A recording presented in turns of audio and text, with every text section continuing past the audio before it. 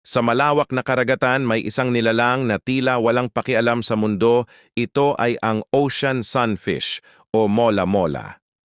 Madalas itong isinasalba ng mga mangingisda pabalik sa dagat, hindi dahil sa awa, kundi dahil sa kabila ng pagiging 1 tonelada, halos 70 kilo lamang ang laman nito na maaaring kainin. Ngunit hindi lamang iyon ang dahilan. Ang balat ng sunfish ay madalas tirahan ng mga parasito. Para labanan ito, mayroon silang kakaibang paraan.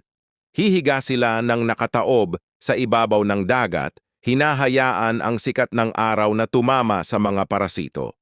Kung minsan naman, nagpapasalamat sila sa mga seabird na naglilinis ng kanilang balat. Kung ang ibang isda ay nagpapanik sa pagtakas kapag inaatake, ang sunfish ay tila walang reaksyon.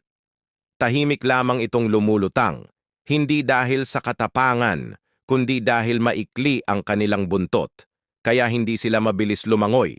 Dagdag pa rito, sobrang kapal ng kanilang balat at halos walang pain receptors, kaya hindi sila nakakaramdam ng sakit. Sa harap ng panganib, tila tinatanggap na lamang nila ang kanilang kapalaran.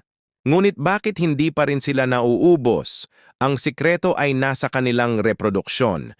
Ang isang babaeng sunfish ay maaaring mangitlog ng higit sa 300 milyon sa isang pagkakataon, ang pinakamarami sa lahat ng vertebrates.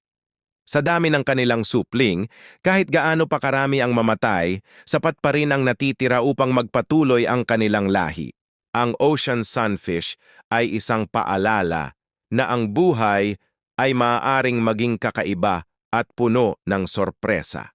Sa kanilang tahimik na pagtanggap sa kapalaran at hindi kapanipaniwalang kakayahan sa pagpaparami, patuloy silang lumalangoy sa ating karagatan, isang testamento sa katatagan ng kalikasan.